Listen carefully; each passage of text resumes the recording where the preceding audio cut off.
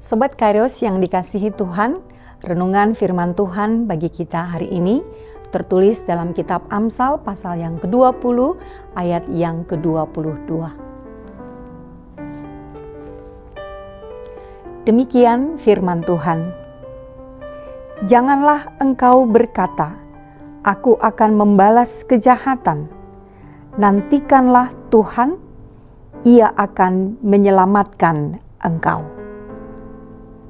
Sobat Kairos yang dikasihi Tuhan, dalam hidup ini ada saja kejadian di mana kita diperhadapkan dengan orang-orang yang mengecewakan, bahkan menyakiti kita.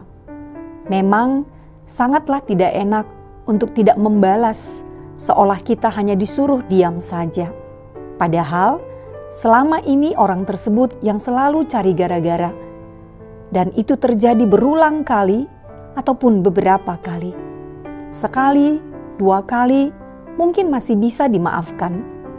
Tapi kalau terus-menerus, takkan ada yang tahan.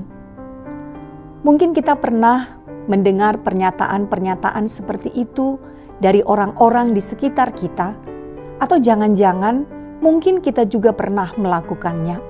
Sekali lagi, memang tidak enak berada di posisi yang dirugikan. Tapi saya percaya, kejadian seperti itu diizinkan Tuhan terjadi dalam hidup kita untuk memurnikan kasih dan pengampunan di dalam diri kita. Tuhan mengirimkan orang-orang tertentu untuk meningkatkan level iman kita, level kasih kita, dan level kebaikan kita. Bukankah setiap orang percaya, orang Kristen harus mengalami pertumbuhan, bertumbuh menyerupai Kristus? Memang ketika ada kesempatan untuk berbicara, maka kita perlu menyelesaikannya dengan penuh hikmat dan penuh kasih.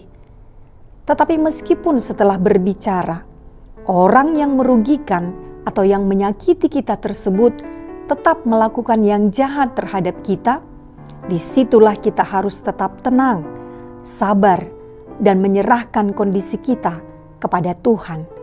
Dan tentunya jangan membalas, sebab itulah yang dikatakan firman Tuhan dalam renungan hari ini.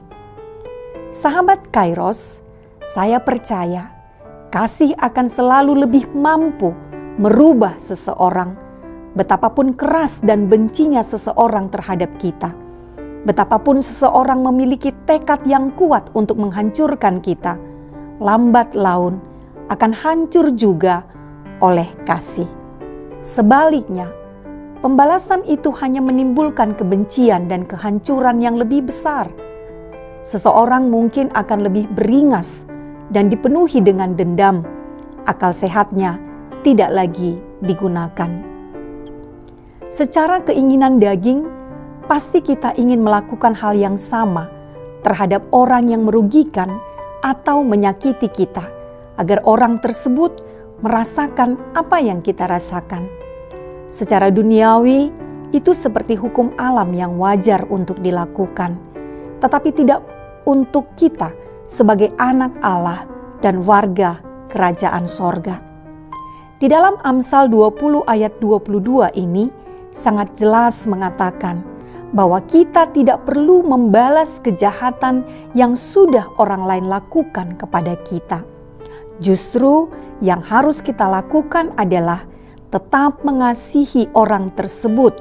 Bahkan kita harus mendoakannya sebagaimana dikatakan dalam Injil Matius 5 ayat 44. Milikilah hati yang benar dan bertindaklah juga benar. Tetaplah berada di jalan orang yang benar. Apapun yang terjadi dalam hidup kita, tetap lakukan apa yang benar dan jangan pernah membalas kejahatan dengan kejahatan, sekalipun kesempatan membalas sangat amat terbuka bagi kita. Karena Tuhan akan tetap menjaga dan menolong kita dalam segala hal di dalam hidup kita. Dan segala pembelaan akan Tuhan berikan kepada kita. Kasih-Nya yang tulus itu yang sudah mengampuni, menyelamatkan, dan bahkan mendoakan kita orang-orang berdosa yang sudah sangat sering menyakiti hatinya.